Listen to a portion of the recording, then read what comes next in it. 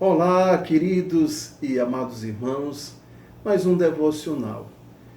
E hoje nós vamos meditar neste tema, descansando em Jesus durante as tempestades da vida. Lerei aqui uma passagem em Marcos capítulo 4, a partir do versículo 35. E naquele dia, sendo já tarde, disse-lhes: passemos para o outro lado. E eles, deixando a multidão, o levaram consigo, assim como estava no barco. E havia também com ele outros barquinhos. E levantou-se grande temporal de vento, e subiam as ondas por cima do barco, de maneira que já se enchia. E ele estava na polpa, dormindo sobre uma almofada. E despertaram-no, dizendo-lhe: Mestre, não se te dá que pereçamos? E ele, despertando, repreendeu o vento e disse ao mar: Cala-te, aquieta-te. E o vento se aquietou, e houve grande bonança. E disse-lhes: Por que estáis tão temerosos? Como não tendes fé? E sentiram grande temor e diziam uns aos outros: Mas quem é este que até o vento e o mar lhe obedecem? Com certeza, o nosso Salvador sabia daquela tempestade. Porém, era uma experiência que ajudaria os discípulos a entender uma grande lição, ou aprender uma grande lição. É possível confiar em Jesus durante as tempestades da vida. E essa foi uma das muitas lições que o nosso Senhor ensinou a eles e ainda iria lhes ensinar ali nos arredores do mar da Galileia. E cada lição mostraria uma nova verdade e algo maravilhoso da pessoa do nosso Salvador, do Senhor Jesus Cristo. A localização geográfica do Mar da Galileia é propícia ao aparecimento de tempestades repentinas e violentas.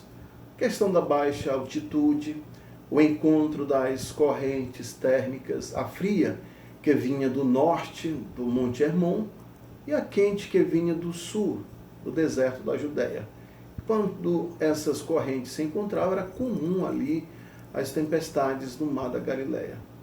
Mas a tempestade descrita aqui deve ter sido muito violenta, uma vez que os pescadores experientes entraram em pânico. Eles tinham costume com as tempestades naquele mar, era uma coisa costumeira para eles. Porém, eu vejo que essa tempestade era diferente. Quero chamar a sua atenção para alguns fatos aqui. Primeiramente, a Bíblia diz que o Senhor repreendeu esta tempestade. Parece que não era uma tempestade natural, senão ele não teria repreendido uma obra do próprio Pai. E ao repreender essa tempestade, quando ele diz aquieta-te, cala-te, ele usou a mesma expressão quando expulsou um demônio, nesse mesmo livro, em Marcos, capítulo 1, verso 25, quando ele disse para aquele homem endemoniado: cala-te, falando para o demônio, e sai dele. E é interessante também que na outra parte, na outra margem do rio, aliás, do mar da Galileia, tinha uma legião de demônios em um homem, que o Senhor até o libertou. Então era uma tempestade diferente. Deixando de lado aqui a causa da tempestade, nós temos um fato: eles passaram por uma tempestade. E muitas pessoas acreditam que as tempestades só aparecem quando desobedecemos a Deus. Mas nem sempre é assim. E não é o caso aqui. Por exemplo, Jonas viu-se em meio a uma tempestade por causa da sua desobediência. Mas os discípulos passaram por essa tempestade por causa de sua obediência. O nosso Senhor disse a eles: passemos para o outro lado. Mas aqui nesse texto eu quero apresentar quatro razões para descansar, para descansarmos em Jesus ao enfrentarmos as tempestades. Apesar de a situação parecer tão ameaçadora, ainda assim é possível descansar nele. A primeira é que nós temos a promessa dele, a promessa de Jesus, de que chegariam ao outro lado. Ele diz, passemos para o outro lado. Sempre que o Senhor ordena que se faça algo, também capacita a obedecer. E nada impede que, nada neste mundo vai impedir que o seu plano seja cumprido. Não prometeu uma viagem fácil, mas sim que chegariam à outra margem. E de fato, no capítulo 5, no versículo 1 diz, e chegaram ao outro lado do mar, a província dos Gadarenos. A segunda razão aqui para descansarmos no nosso Salvador, quando passarmos pelas tempestades da vida, é que nós temos a presença dele. No texto aqui, especialmente falando deste episódio com os discípulos, Jesus estava com eles em pessoa. Então, por que o medo? Nós temos a promessa da sua presença nos momentos difíceis. Em Isaías capítulo 41 e o verso 10, é um versículo que todos nós conhecemos, que diz, não temas porque eu sou contigo, não te assombres porque eu sou o teu Deus. Eu te fortaleço e te ajudo e te sustento com a destra da minha justiça.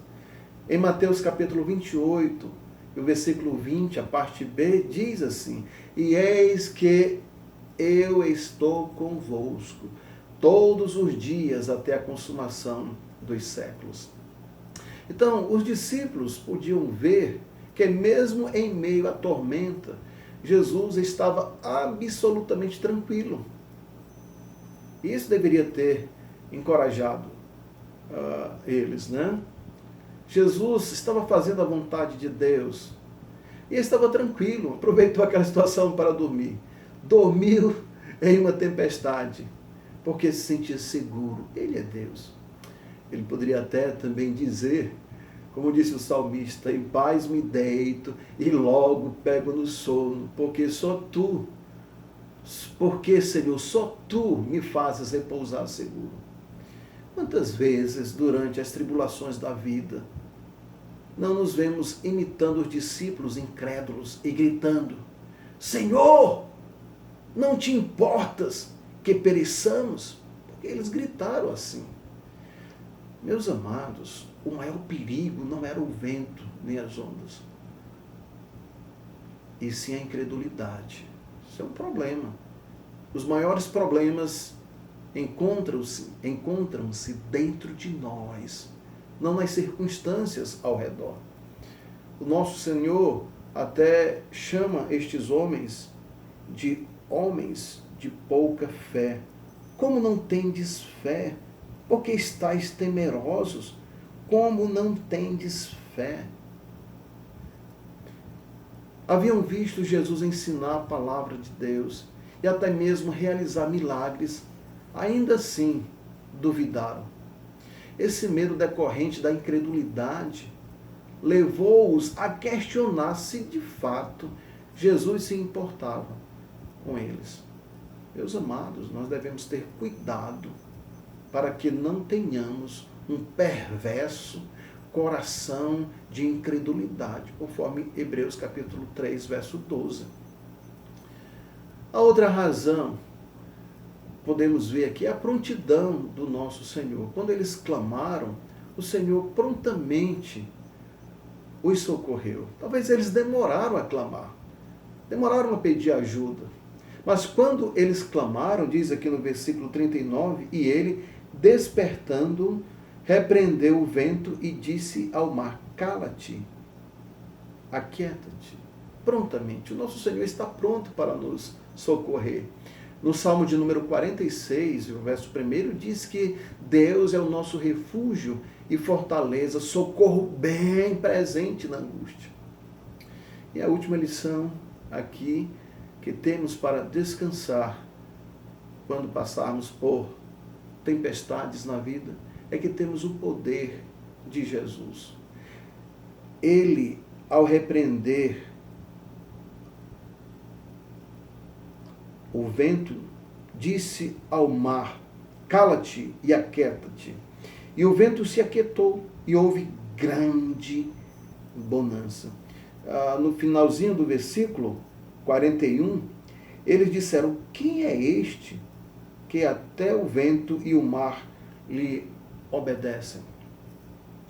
Poder soberano, poder de Deus. Os discípulos já sabiam que ele tinha autoridade para perdoar pecados, expulsar demônios, realizar curas.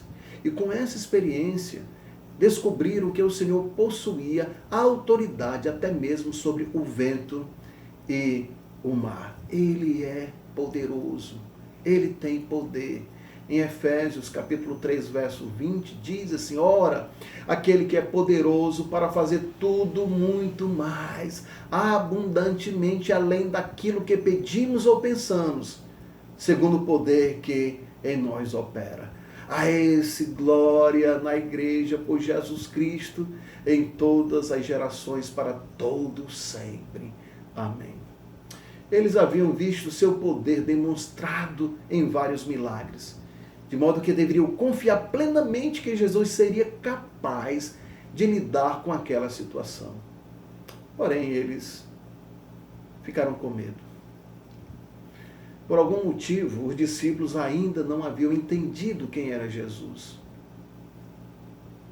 Mas eles puderam ver com este fato aqui, com este episódio, que o Senhor é Deus em todas as situações.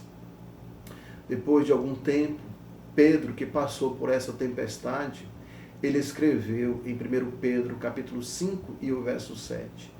Aliás, o verso 6. Humilhai-vos, pois, debaixo da potente mão de Deus, para que a seu tempo vos exalte, lançando sobre ele toda a vossa ansiedade, porque ele tem cuidado de vós. Queridos e amados irmãos, as tempestades passam. A tempestade vai passar. Vamos lembrar do nosso versículo devocional, 2 Coríntios 4:17. Porque a nossa leve e momentânea tribulação produz para nós um peso eterno de glória muito excelente. Oremos. Senhor, nosso Deus, nosso Pai, obrigado por Tua graça em nossas vidas.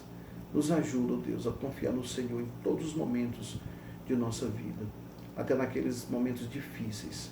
Nos ajuda, ó Deus, a descansar, ó Deus, na Sua promessa, na Sua presença, na Sua prontidão e no Seu poder.